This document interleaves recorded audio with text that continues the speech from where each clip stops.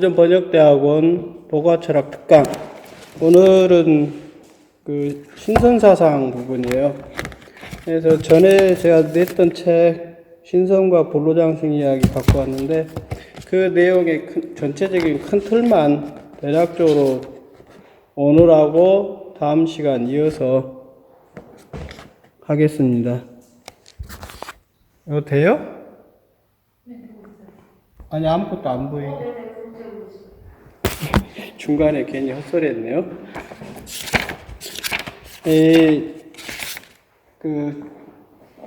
여기 일장의 존재 모습이라고 이렇게 써놨는데, 우리 그 인생 문제예요. 이제 나도 적은 나이가 이제 아니니까, 이제 삶을 이제 어떻게 마무리 지을까 이런 것들 이제 고민할 나이가 됐어요. 그런데 인생의 문제에서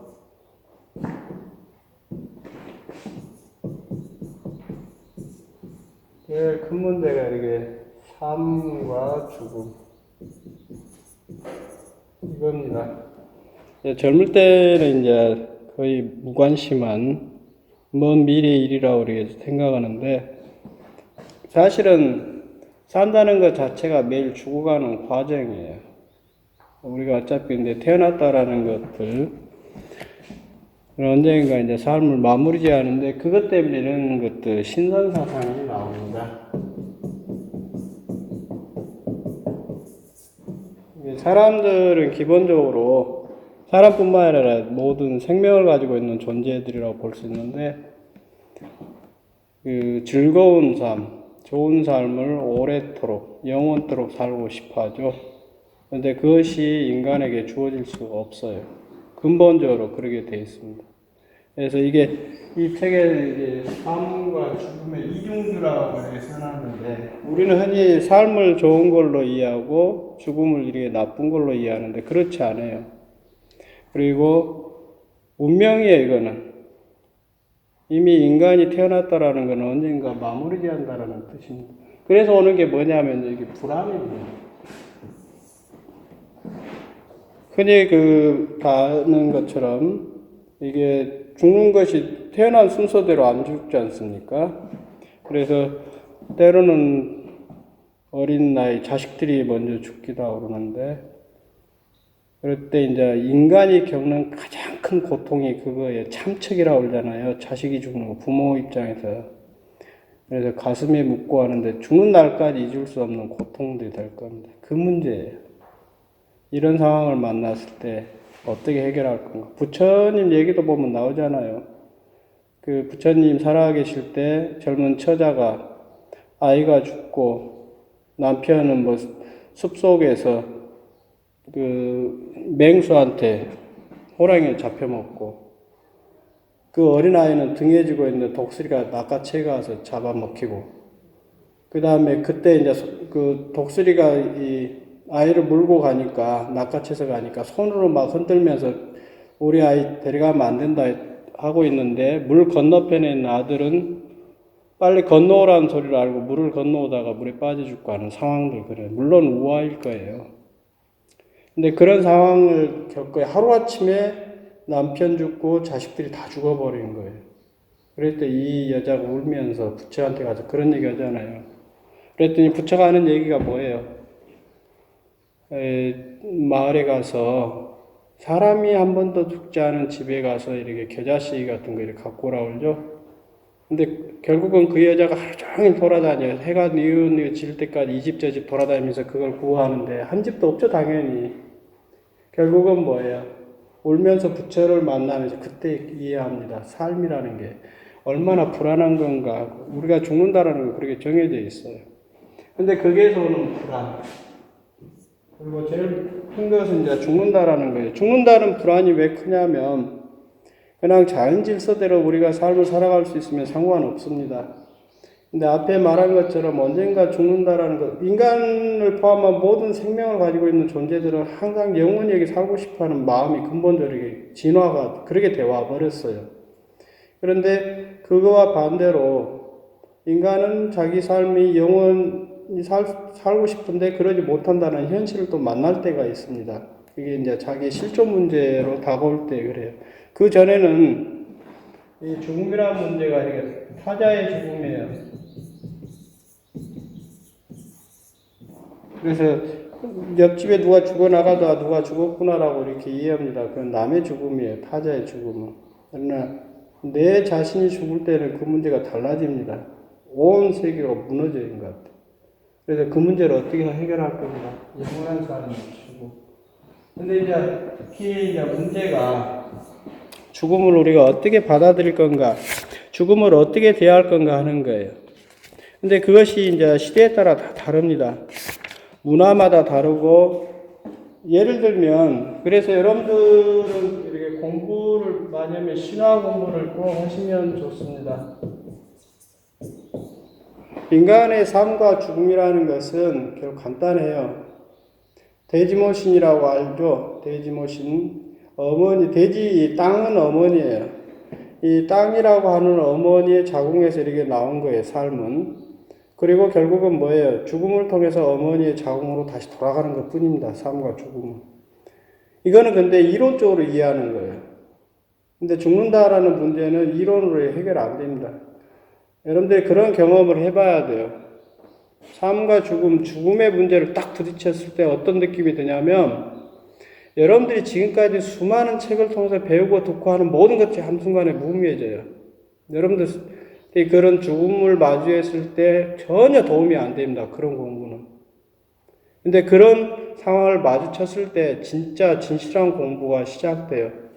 그래서 이 사람들은 이제 인간이 죽음이라는 게 얼마나 중요한 문제인가를 고민해야 삶을 새롭게 설계하는데, 이게 서양이 19세기에 나왔던 실존 철학들이 다 그런 거잖아요. 그래서 인간은 어쨌든 예를 들면 죽음을 인간에게 주어진 숙명이구나라고 이렇게 받아들일 수도 있고, 아니면 받아들이면서 종교에 의탁할 수도 있어요. 그래서 종교는 진리냐 아니냐 그런 논쟁이 아니라 종교는 기본적으로 믿음이에요. 삶이 괴롭고 인간의 삶이라는 게 그렇게 간단치가 않아요. 그러면 삶에 오는 수많은 고통들이 있을 거 아니에요. 그러면 그 문제를 해결하기 위해서 이게 종교로 가면 됩니다. 그래서 어떤 종교가 됐든지 믿으면 돼요. 상관없습니다. 그거는 믿음의 세계니까 논증하는 문제가 아니에요. 종교는 종교에 대해서 하나님이 있냐 없냐 이거 논쟁하고 그런 바보 같은 짓들을 하는데, 종교는 논증되는 문제가 아니에요. 그것이 내 삶에 필요해서 믿으면 됩니다. 내 삶에 필요 없으면 안 믿으면 되고요. 그 정도의 문제입니다.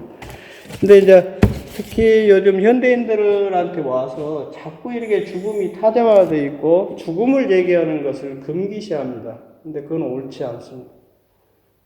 그래서 여기 신선사상이라는 것도 전국시대 중기 때, 이 전국시대 중기에 나오는데, 여기 살았던 사람들이 뭐냐면, 이제 필리 얘기했었죠? 이 종교학자의 1965년도인가 돌아가신 분인데, 이분이 하는 게 뭐냐면 존재 불안이에요. 존재 불안이라는 것은 고대인들, 동양과 서양 마찬가지입니다. 고대인들이 겪었던 큰 고통인데 간단해요. 지금 내가 삶을 살아가고 있는데 언제 죽을지 모르는 거예요. 국가가 됐든 뭐가 됐든 폭력에 의해서 내 삶이 한순간에 무너질 수 있다는 그런 불안이에요. 그게 존재 불안이에요. 그랬을 때 서양 사람들은 종교로 이렇게 가요. 근데 동양의 중국 고대 사회는 종교가 없었습니다. 이런 종교가 없어요. 그게 유일하게 있는 게 신선사상이에요. 그래서 신선사상을 보면 저기 먼 바다에 가면 신선들이 사는 아주 지상 낙원이 있다 그런 얘기들이 이제 퍼집니다. 동쪽에 제나라 쪽에 있는데, 그러다 보면 인간이라는 게 그러잖아요. 삶이 괴롭고 힘들면 뭔가 이렇게 이상적인 세계를 그려요. 종교에서 말하는 천국과 지옥이라는 것도 다 마찬가지 아닙니까? 극락도 있고, 인간이 바라는 어떤 욕망, 꿈, 그것들을 충족시켜주는 거예요, 종교는. 그래서 나쁜 짓 하면 벌도 받고 지옥 간다, 이런 얘기도 해주고요. 그것도 다 인간의 가치를 만족시켜주는 것이다라고 보면 됩니다. 근데 이제 죽음에 대한 그 태도들이 현대에 와서 이제 좀 문제예요. 금기시하고 죽음을 자꾸 이렇게 내버리려고 하는데 그런 것들이 현대인들을 더 죽음으로부터 멀리 그리고 더 죽음을 어렵게 만들고 있습니다. 근데 그런 면들이 기본 틀이고요. 그 다음에 이 2장에 보시면 신화 얘기를 쭉 써놨는데 여기 왜 써놨냐면 이게 이 여신들에 대한 얘기들이에요.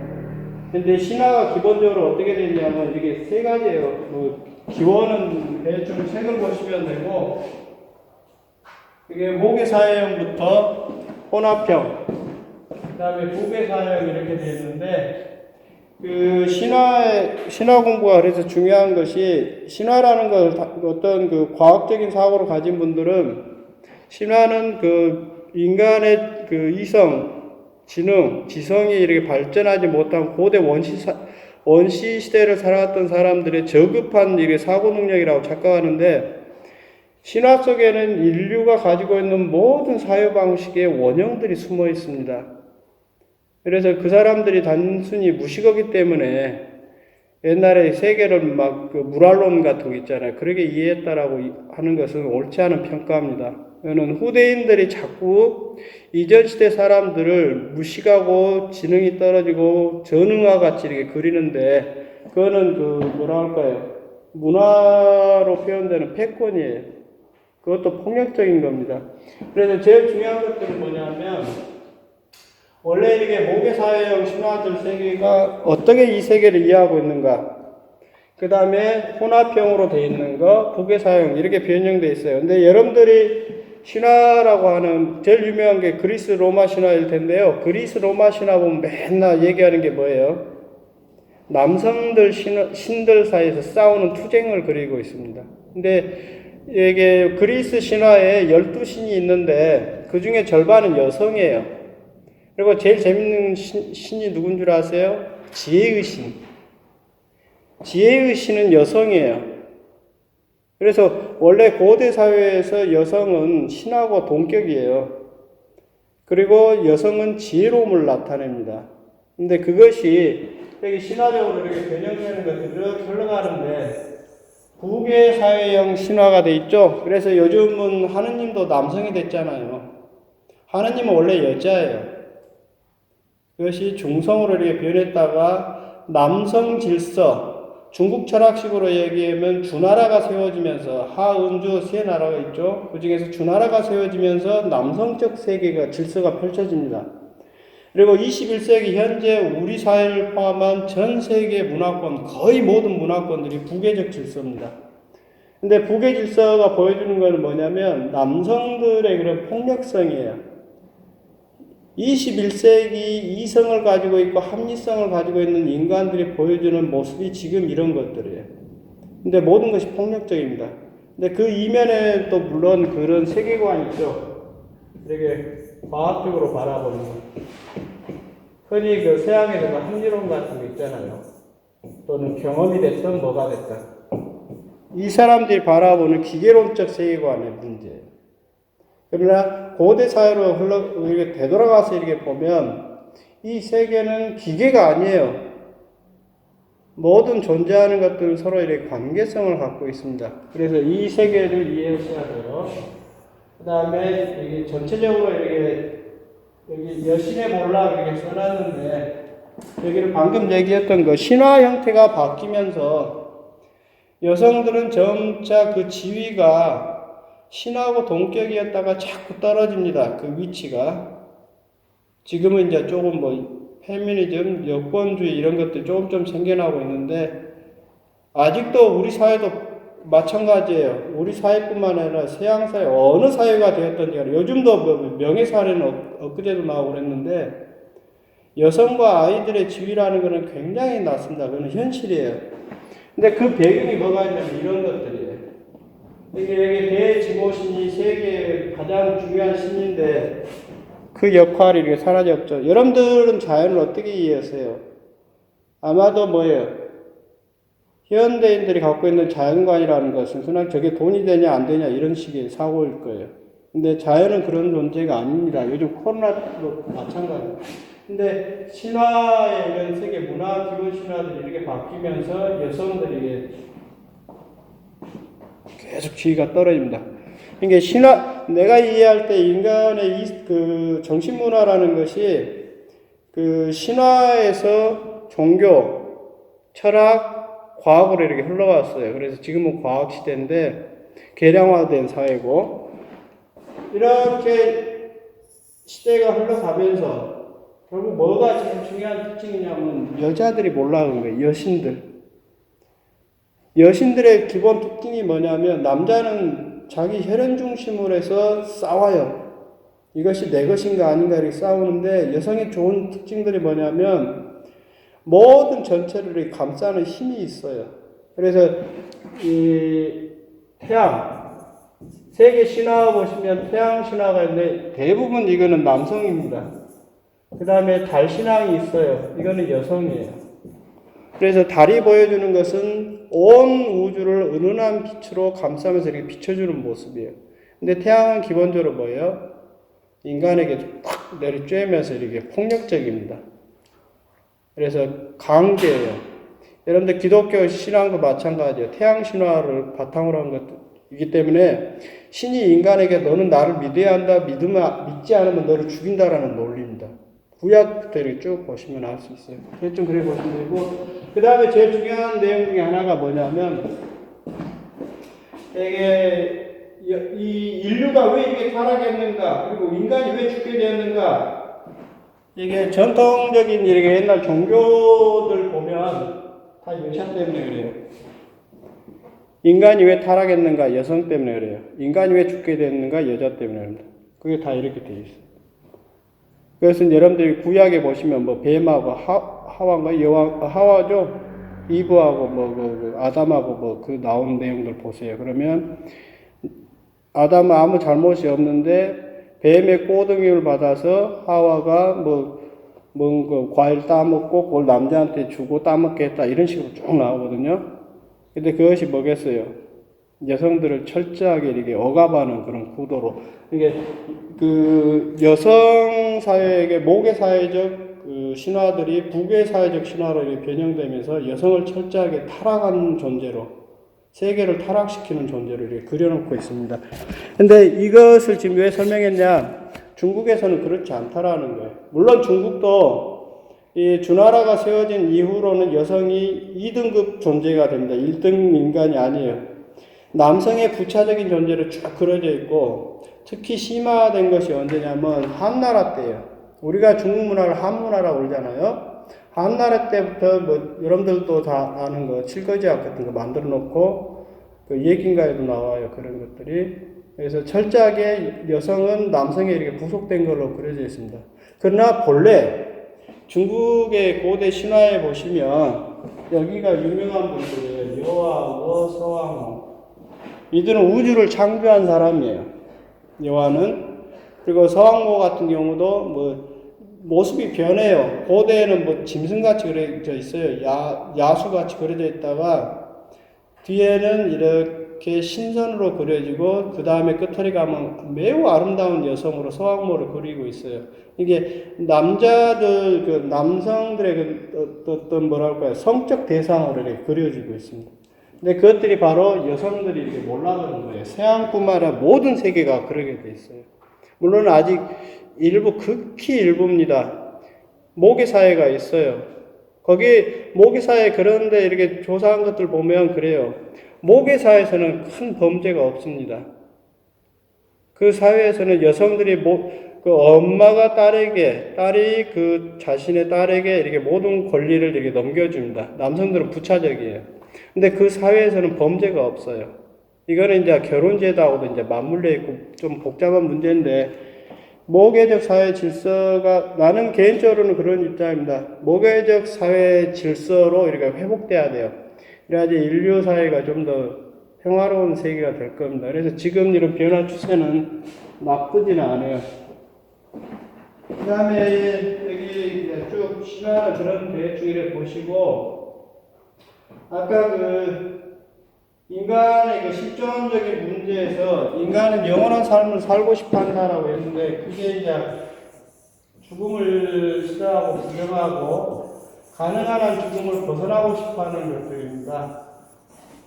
근데 이제 이런 것들이 어떻게 가능했는가? 저는 아까 얘기했던 신화세계의 모습하고, 신화세계에서는 그 서왕모가 있잖아요. 여화 같은 거. 원래 그 사람들이 이제 고대 그 전설적인 세계의 인물들이에요. 가공의 인물이라고 볼 수 있는데, 이 사람들이 신선의 모습으로 바뀌어요. 그러면서 마치 저기 어디 세계에서 이 세상을 지배하면서 영원한 아름다움을 가지고, 그리고 그 즐겁고 자유로운 삶을 영원히 살 수 있다, 이런 얘기들이 만들어집니다. 배경이. 이게 첫 번째예요. 그래서 흔히 그 뭡니까, 바다에 있는 그 바레만 쪽에 세계에 그 신선이 사는 섬이 있다고 하잖아요. 해도설인데 이런 신화적인 것이 있고, 그 다음에 두 번째는 뭐냐면 형이상학적인 철학적인 배경이 있어요. 전국시대 중기 되면은 이 기론 철학이 이렇게 발전하면서 도하고 기, 그래서 도를 이렇게 기로 설명하는 내용들이 매우 발전합니다. 그래서 그 시대에 보면 관자도 있고 장자도 그러는데, 이 세계에 존재하는 모든 만물들은 형태는 다양한 모습으로 있죠. 수백, 수천 가지의 다양한 모습으로 있지만 기본적으로 모두 기예요. 이 기라는 개념은 설명할 수 없어요. 요즘 현대의 어떤 적절한 개념이 없습니다. 이건 물질도 정신도 아니에요. 물질, 정신을 다 포함하는 개념입니다. 그리고 그 안에 보면 음양 오행이 있고 천인 가문설도 있고 그런데, 아무튼 여기는 그 만물의 공통되는 이런 기초적인 것들이에요. 기론이 있습니다. 그러니까 뭐겠어요? 저기 서왕모가 됐든 여화가 됐든 어떤 신선이 있다고 하면 그 사람들도 결국은 나하고 똑같이 이런 기로 돼 있으니까, 이 호흡하고 하는 거, 그 다음에 태양이 저 햇빛을 쬐는 것도 기예요. 여기 이제 그 내단의 훈련 중에 수련하는 방식 중에 하나이긴 한데, 그렇다면 인간이 영원히 죽지 않고, 이 몸이 죽지 않고 영원히 살 수 있는 방법은 뭐겠어요? 몸에 있는 기운들을 그 영원히 그 이렇게 순환하도록 해주면 되는 겁니다. 그것들이 배경이에요. 그래서 뭐 이건 당연히 형이상 배경이고, 기를 이렇게 오행 순환하도록 하면 인간의 몸이 썩지 않고 영원히 살 수 있을 거다, 이렇게 보는 겁니다. 그 다음에 아래 부분은 그 무사집단은 이제 그 기본적으로 뭐 신선의 기본 얘기했는데, 종교적인 것을 지금 설명하려고 나타낸 겁니다. 무사라는 것은 이제 점치는 거예요. 무당, 그냥 요즘식으로 얘기하면. 근데 저 시대에는 왜 그러냐면 재정일치사회, 고대에는 재정일치사회에서 무라고 그래요. 무격이라고 그러는데 격은 뒤에 나옵니다. 그럼 박수무당, 남자를 나타내요. 그래서 고대 사회에서는 무라는 것은 이제 여신들이에요. 하늘과 땅을 연결해 주는 것이 무 역할인데, 그 사람들에서 이렇게 출발해 나온 거예요. 신선들 다. 신선의 기본이에요. 이게 매우 종교적입니다, 이 자체가.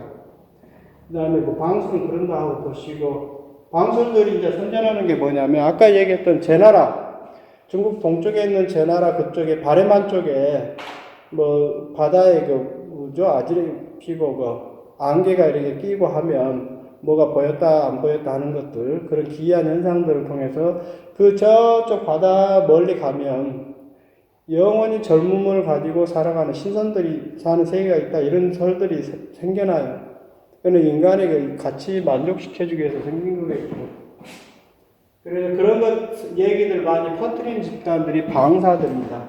방사입니다. 이게 진시황 같은 경우도 그 52살인가 그 무렵에 죽었는데, 말년에는 천하통 이런 데에는 자기 자신도 신선되겠다고, 죽지 않겠다고 이렇게 동해로 갔다가 돌아오는 길에 죽고 그러지 않습니까? 근데 그것이 뭐 인간의 가끔 뭐 영원한 꿈이다라고 볼 수도 있겠고요. 그 다음에 여기는 이제 신선이 사는 곳 얘기했는데, 아까 그 앞에 얘기한 거 비슷해요.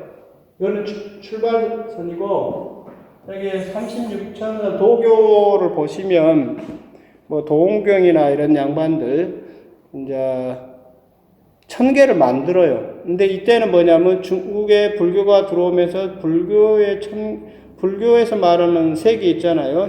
뭐 시방색을 얘기하면서 33천설 같은 거 그걸 갖다가 도교에서 막 써요. 그래서 도교에는 신들이 하도 많은데 그걸 가지고서 이게 1000개를 구성합니다. 그게 여기에요. 여기 이것 외에도 몇 가지 더 있습니다. 대충 이렇게 돼 있고. 그 다음에 그러면 신선이 되는 건 뭐냐? 결국에 상층 도교하고 관련되는데 도교는 상층 도교하고 민간 도교 또는 민중 도교하고 그렇게 나눠지는데 여기 재밌는 것들이 신선의 그러면 유형 신선이 어떻게 되는가? 그러면 신선은 기본적으로 천선 이렇게 천선 그 다음에 지선 여기 있습니다. 그 다음에 그 시에선 있고 그 다음에 뒤에 보면 수선도 있어요. 물수자 쓰는 거. 천선은 그 단약을 하나로 옴체 먹으면 그대로 몸을 가지고 이렇게 신선세계로 날아갈 수 있는 거예요. 그래서 천선이 됩니다. 근데 이게 중국 사람들이 하여튼 재밌어요. 천선으로 저쪽으로 날아가면 재미없어요. 거기 가면은 이미 신선이 된 사람들이 이렇게 위에가 많아요. 고참들이 너무 많아요. 그러면은 새로 천선이 되어서 그 세계로 가면 제일 아래에 있어요. 그래서 고참 신선들을 시중들어야 합니다. 그러니까 이 지상에서도 군주부터 해가지고 뭐 귀족들 모시고 사는데 힘들었잖아요. 근데 또 저쪽이 천선이 돼가지고 신선 세계로 날아가도 똑같아요. 신선들 모시고 살아야 한다. 그랬더니 나중에는 어떻게 되냐. 이거 안 한다. 라고 지선이 나와요. 더 중시됩니다. 근데 지선이 뭐냐. 이 몸을 가지고 이 땅에서 영원히 이렇게 살면서 참들 이렇게 신선들이 사는 세계에 지배하는 사람들입니다. 이게 훨씬 좋죠. 맛있는 것도 먹고 미인들과도 살고 이렇게 하는 겁니다. 그러니까 지선이라고 하는 것이 이 땅에서 인간이 추구할 수 있는 모든 욕망을 채울 수 있는 그런 존재로 그려져 버려요. 그래가지고 이 지선이 매우 중요하게 됩니다. 그 다음에 시해선이라는 건 뭐냐? 몸은 이게 마치 이게 보통 사람들이 죽는 것처럼 보이는데 결국은 그 사람은 이게 몸이라는 것을 그 뭡니까? 벌레가 그 껍질을 벗고 나오는 것처럼 몸을 벗어나서 신선이 되는 존재예요. 이걸 시해선이라고.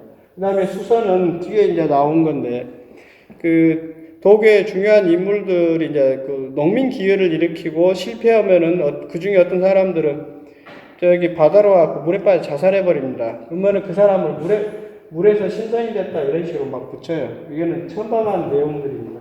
신선 대충 그래 보시면 되고, 그러면 신선이 사는 데는 어디냐? 세 가지예요. 첫 번째 이렇게 태공설이라는 것은 하늘이에요.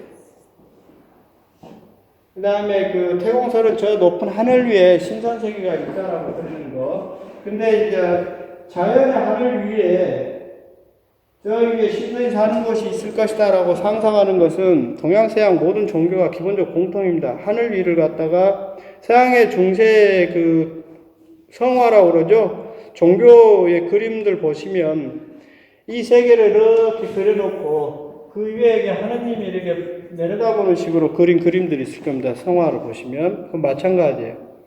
지금이야 이제 저 하늘이 그 무의미하고 공허한 그런 세계가 돼버렸죠. 달도 마찬가지고. 옛날에는 토끼가 있었는데 지금 토끼가 없는 달이 돼버렸는데 옛날 고대인들은 저 하늘 위에 뭔가 이렇게 신선들이 사는 세계가 있을 거다. 이게 태공설이에요. 그리고 일본 만화도 있다면서 이렇게 하늘 위에 둥둥 떠갖고 이렇게 다니는 거 만화 그것들도 다 태공설하고 연관된 겁니다. 옛날에 미국에 나온 영화도 그 마찬가지입니다. 그 다음에 두 번째가 이렇게 산악설. 산은 원래 인간이 함부로 들어가는 데가 아니에요. 지금은 막 산을 함부로 개발하고 그러는데 이 산이라고 하는 지역들은 이렇게 하늘과 인간이 있으면 이렇게 연결해 주는 곳이 산이에요. 그래서 매우 신성한 곳입니다. 그리고 산에는 또 신선들이 살아서 다스리는 곳이고, 그리고 가롱의 포박자 같은 데 보시면 산에 들어가면 잘못하면 귀신 만나는 얘기도 합니다. 그래서 거울을 이렇게 달고 산 속에 들어가고, 또 산에 들어갈 때 날짜를 선택해서 들어가야 함부로 들어가는 게 아닙니다. 신성한 곳이기 때문에 그래요. 근데 그게 뭐냐면 산악설이에요. 그래서 산에는 신선들이 살고 있다라고 하는 거. 그 다음에 그 산악설 아래 보시면 지금 목차는 여러 가지 해놨는데 그걸 설명하기는 어렵고요. 그냥 보시면 되고. 그 다음에 이제 신선사상에서 제일 중요한 것이 뭐냐면 이 사람들은 무슨 뭡니까 하나님이나 뭐 부처님 이런 사람들한테 기대는 거 아니에요. 예수님만 붙들고 예수님한테 살려주세요 이러는 거 안 합니다. 내 인생은 내가 책임지겠다 이런 소리예요. 그래서 이분들이 보면은 나의 운명은 나에게 있다라는 거 이거 잘 생각해 보세요. 이게 뭐냐면 아니 한자가 있나요?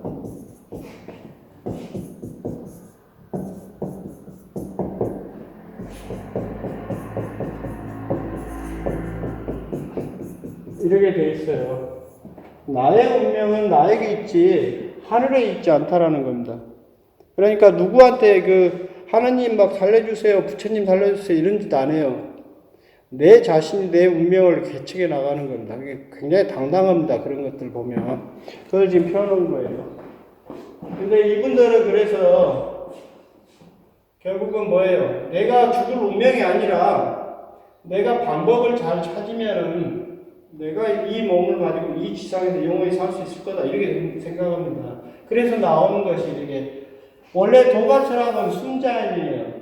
자연의 기법에 따라서 이렇게 흘러가는 거예요. 그래서 죽음이 오면 죽음이 오는 대로 죽음을 따라 흘러가면 돼요. 근데 이쪽 양반들은 신선사상을 강조하는 강사들이겠죠. 역자연. 도에서 하나, 둘, 셋 만물이 나온다 하면 만물에서 셋, 둘, 하나 도로 가면 영원히 살 수 있지 않느냐. 도가 영원하듯이 그렇게 생각한 거예요. 이게 단약이라고 이렇게 하는 물질이 결국 뭐냐면은요. 이 도라는 것을 물질화한 거예요. 단약이라는 뜻은.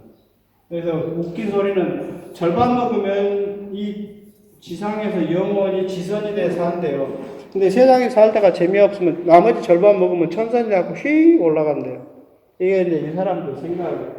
근데 이제 신선이 되는 방법은 이제 양생술 있고 뭐 호흡부터 해가지고 몸의 동작 화타가 얘기하는 오금이 같은 거 있죠? 한서에 보면 나옵니다. 그러면은 요즘도 그건 효과가 있어요. 예를 들어 현대 사람들이 직립보행하면서 허리가 많이 아프잖아요. 그러면 짐승처럼 네 발로 이렇게 손하고 해서 이렇게 엎드려서 걸어다니는 거 그런 방법도 있습니다. 그게 오금이 방법인데 양생술이에요 다. 그 다음에는 이거예요. 불로초.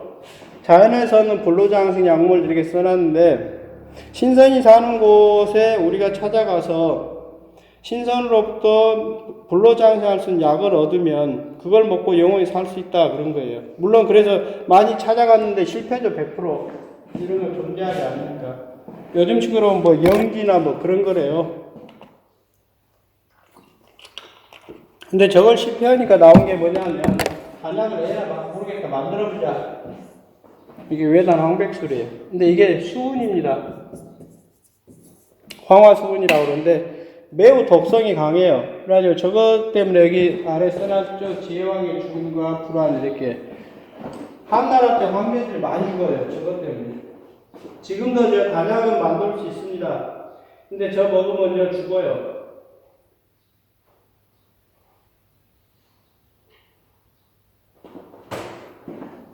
여기 이제 보시고 뒤에 보시면은 이게 외단 쪽으로 지금 쭉 설명해 놨는데 나중에는 이 외단이 내단으로 바뀌어요. 그래서 우리의 몸뚱아리를 이렇게 정로라고 합니다. 단약을 만드는 그 화로로 만들어요. 그래서 하단전, 중단전, 상단전 해가지고 우리 몸 안에 있는 단전들을 이게 단련시켜서 그 신선이 되는 이런 쪽으로 바뀝니다. 그게 송나라 때 이후에 주로. 그거는 이제 내단 부분이니까 다른 내용입니다. 그거는 다음에 기회 되면 다시 얘기하도록 하겠습니다.